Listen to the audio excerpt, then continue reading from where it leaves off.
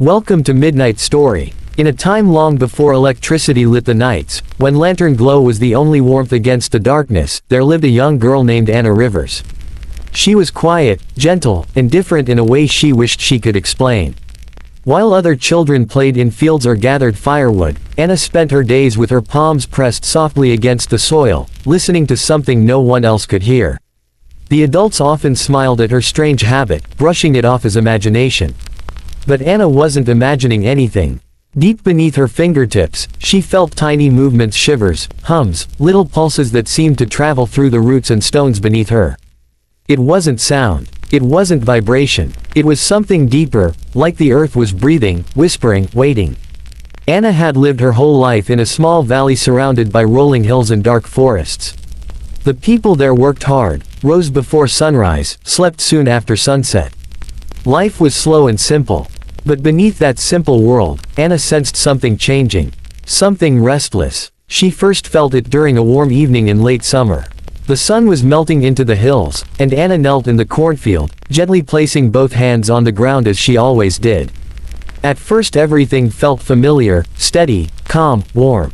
Then it came. A tremble that wasn't like the others. A long, deep shudder, as if something huge far beneath the earth had shifted in its sleep. Anna's eyes flew open. She felt her chest tighten. That wasn't normal. That wasn't harmless. It felt like a warning. She ran home, stumbling over her own feet, bursting into the small wooden house where her father and grandmother were preparing supper. She tried to explain, the tremble, the warning, the heaviness she felt beneath her palms. Her father smiled gently and wiped the dirt from her cheek, telling her it was just the weather, that the ground always changed as seasons shifted. But her grandmother, old and wise, watched her more closely. What did the earth say? Her grandmother whispered. Anna lowered her voice, unsure of her own words. It said, "Be ready." As the days passed, the tremors grew stronger. Not constant, but rhythmic, like a heartbeat beneath the soil. Farmers noticed cracks in the ground but blamed the heat. Hunters said animals had been acting strangely, but blamed the season. Only Anna knew the truth. Whatever was beneath them was shifting, growing closer, stretching awake. She tried again and again to warn the townspeople, but adults only exchanged confused looks. Some even laughed. A 13-year-old child sensing danger no one else could feel. Impossible, they said. Silly. Ridiculous. Anna tried to ignore it, to pretend maybe she was worrying too much, but every time she touched the earth, the message grew louder. Stronger. More urgent. It whispered in a way she could feel in her spine. Be ready, be ready. She found the only person outside her family who might understand, a boy from the nearby Ayasha tribe.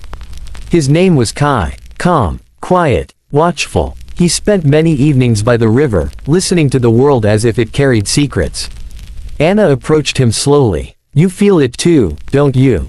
She said. Kai didn't turn right away. He placed his own hand on the ground, closing his eyes.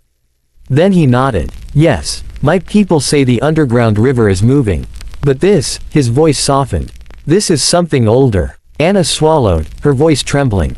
Can it hurt us? Kai hesitated before answering. If the sleeping spine wakes fully, it will break the land above it. And Anna felt fear bloom in her chest. Her village, her home, her family, all sitting atop something ancient and powerful. She rushed back to warn the townspeople again, begging them to listen. She spoke with conviction, with fear, with tears, but adults saw only a frightened child. The mayor dismissed her. Women whispered that she was odd. Men shook their heads. And worst of all, her father remained silent. Not because he didn't love her, but because he could not understand the world the way she did. And so, Anna walked home that day feeling the deepest loneliness she had ever known. Holding a truth she could not prove. Carrying a warning no one believed. That night, she barely slept. The tremors in the earth kept her awake, growing sharper, faster, stronger. The earth was no longer whispering. It was speaking in a trembling, warning voice. Then suddenly, hours before dawn, Anna bolted upright in her bed. The ground wasn't whispering anymore. It was shaking, violently. The walls of the house creaked. Jars rattled. Anna rushed outside, her bare feet hitting the cold dirt. She watched in horror as the hills around the valley shifted under the moonlight, small landslides cascading down their sides. The river churned wildly as if something massive below it was rising. She pressed her hands against the ground, and the earth screamed beneath her palms. A soundless warning, a desperate cry. Anna ran into her father's room, shaking him awake. "Papa, we have to go. Now." He started to ask questions, but a thunderous crack split through the valley, cutting his words off. The ground beneath the town heaved like a chest taking its last breath. Outside, lanterns flickered as people stumbled from their homes. Children cried. Dogs barked. Horses panicked. Another deep crack tore through the main road, swallowing a fence as villagers screamed. Anna's father stared in disbelief, his face pale. The mayor could only whisper, she tried to warn us." But there was no time for apologies. Then came torches from the forest, Kai and the Ayasha elders running toward the village, shouting for everyone to follow them to higher ground. No one argued now. They ran. They ran with fear pushing them faster than they had ever moved in their lives.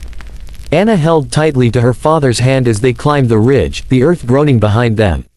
Every few steps, she felt the ground twitch beneath her feet, as if warning her again and again, "Hurry. Hurry." When they finally reached the top of the hill, Anna and her father turned back, and what they saw stole their breath away. The entire valley floor had sunk.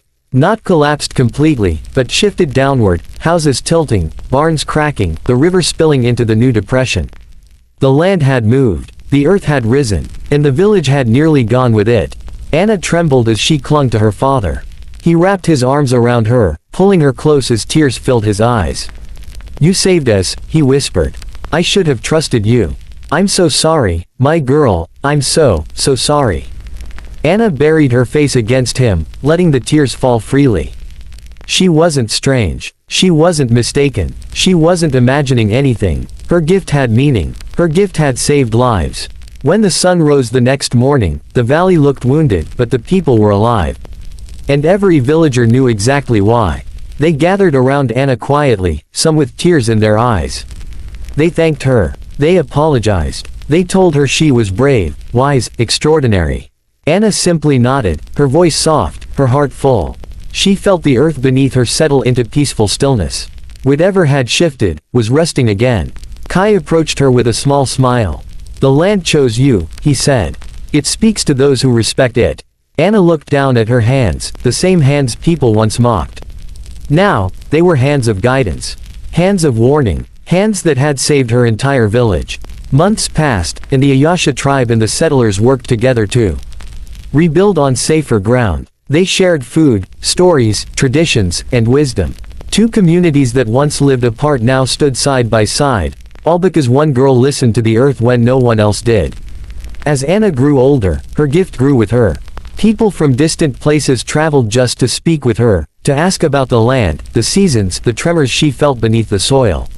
She became known as the one who understood the earth's voice, not because of magic, not because of power, but because she listened. And on quiet nights, long after the valley was rebuilt, Anna would sit on the hilltop alone and place her palms gently against the ground. She would feel the deep, slow, steady heartbeat beneath her old as time, patient as the seasons. And she would whisper softly, "Thank you, for trusting me." This is the story of a young girl who heard what no one else could. A whisper beneath the soil. A warning. A heartbeat. If you are new my channel, please subscribe and press bell icon.